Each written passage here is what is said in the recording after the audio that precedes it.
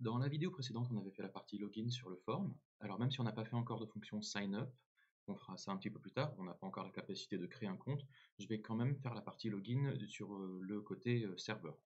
Alors c'est parti, dans le back, j'avais un package JSON, j'avais juste installé express et .n. Pour l'instant, mon fichier d'environnement, il est vide. Et si vous regardez mon package.json, si vous regardez le script start, tout ce qu'il fait, c'est node-index.js. Et en dev, juste, il lance nodemon-index.js. Alors, nodemon, ah bah tiens, je ne l'ai pas installé dans mes dépendances de dev. J'aurais dû le faire. Nodemon, donc voilà, bon, ça vous connaissez. Hop, je vais le faire npm id nodemon. C'est toujours bien si vous voyez une commande qui a besoin d'un package, de l'avoir dans vos dépendances de dev. Alors je les mets dans les dépendances de dev et pas dans les dépendances du projet, puisque le nodemon, notre serveur, n'en aura pas besoin, hein. Il aura sa propre version de node qui lancera. Alors allons-y, donc on va faire npm run dev, c'est parti. Donc voilà, listening on port 3000, très bien, donc voici notre index qui est là. Et alors qu'est-ce qu'on pourrait faire? On pourrait lui dire, on va lui dire, quelqu'un va essayer de se loguer. Alors on pourrait lui faire, alors on va lui dire qu'il pourra réagir à un app.post et on va dire que la route sera login. Voilà. Et puis alors la fonction, ça va être log user. Alors on va faire une fonction log user ici. Alors on aura rec et ref dedans puisque c'est Express qui va nous les donner. Et puis voilà, on pourrait juste faire comme ça. Alors pour l'instant, moi, mon application Vue, elle n'envoie pas encore de requête. On pourra faire ça plus tard. Ou quoi que si, on peut le faire maintenant. Non, vous savez quoi, je le ferai un peu plus tard. Tout ce qu'on va dire. Alors voilà, on va le dire. Ouais, je vais plutôt simuler mes requêtes avec, voilà, avec avec mes extensions Chrome. Alors, où est-ce qu'on est? Hop, pardon. Alors, on va se fabriquer un request.http et puis on va lui dire, on va faire un post sur http://localhost 3000. Alors, API auth sign up non.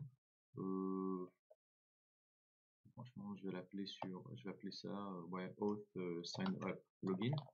Voilà, http 1.1 et on va lui envoyer, alors le host on a déjà dit que c'était ça, on pourrait lui envoyer un content type application JSON, ça veut dire serveur s'il te plaît renvoie-moi du JSON et puis je vais lui envoyer email abc@quet.com et puis le password. Le password ce sera 1, 2, 3, 4, 5, 6. Alors on va poster ça. Alors j'ai un send request ici. Sinon c'est CTRL ALT R. Hop. Voilà. Il nous envoie 404 not found. Très bien. Donc au moins on a une réponse du serveur. Alors c'était API auth login. Alors effectivement, moi c'était, ouais, j'avais mis juste /login. Ouais, on va mettre ça dans auth comme ça, on pourra faire un petit peu de ménage. Donc on va voir login et sign up. Ouais, je mets tout dans auth. Ok.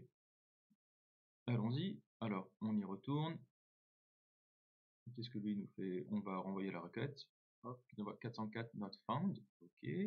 Pourquoi donc c'est auth login? Et là j'ai bien auth login log user console log break.body. J'ai l'impression request received. On va voir si ça marche mieux. Et on va envoyer la requête. Non, je vois rien du tout. Donc on a un petit souci. Qu'est-ce que ça peut bien être? API. Alors j'ai beaucoup de mal à comprendre où est l'erreur ici, donc quand on a des soucis comme ça, le mieux c'est de démarrer, d'essayer de reconstituer le bug à partir du modèle le plus petit possible. Alors je vais lui dire app.get, comme ça, et puis je vais lui envoyer la même fonction log user. Et on va voir si c'est un problème de get ou de... Bon, on va voir. Alors je vais lui refaire, cette fois je vais faire get, avec rien comme ça.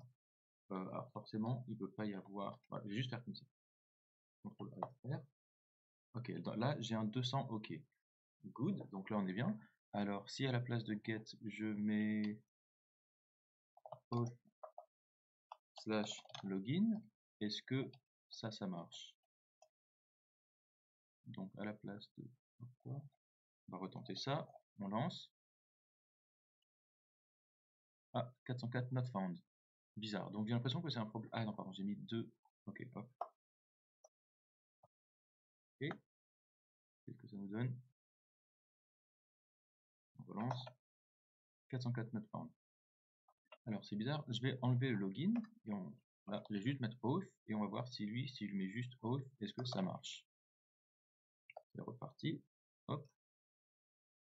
Non, ça ne marche pas. Alors est-ce que ça pourrait être un problème de moi que j'ai mis un slash? C'est peut-être ça le problème? Est-ce que si j'enlève le slash, est-ce que ça marcherait? On relance. Non. Alors pour débugger, vous savez ce que je vais faire? Je vais me fabriquer un petit middleware qui va... ouais, je vais fabriquer une fonction qui s'appelle logRequest qui prendra rec next et tout ce qu'elle fera, c'est qu'elle fera console.log de rec, allez, rec.params par exemple, hein, pour pas qu'on ait pas un gros truc, et ensuite qui appellera le truc d'après, qui appellera la fonction d'après. Alors, je vais lui dire, ben voilà, app.use logRequest. Donc, quelle que soit la requête, il va pouvoir nous envoyer, il va pouvoir nous loguer ce qui se passe. Et en fait, non, c'est pas les params que je vais loguer, c'est plutôt les headers. Ok. Et maintenant, on va refaire une requête. Send request bin. Ok. 404 not found. C'est bizarre. Pourtant, il a bien reçu une requête. Pourquoi est-ce qu'il ne veut pas me loguer ma requête? Alors, log request, app.use, log request, rec rest next, console log. Attends.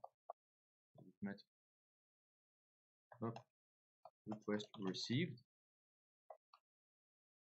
Et on relance une requête. Hop. Non, il lance même pas. Bon, en fait, en inspectant, je crois que j'ai compris. Regardez, en fait, si vous voyez là, je vois vite client. Là, je vois React refresh. J'ai l'impression qu'en fait, il me renvoie src index.tsx. En fait, je crois qu'il est en train je suis en train de faire tourner un autre process là-dessus. Donc, écoutez, je vais tout fermer et je vais tout fermer et on va redémarrer.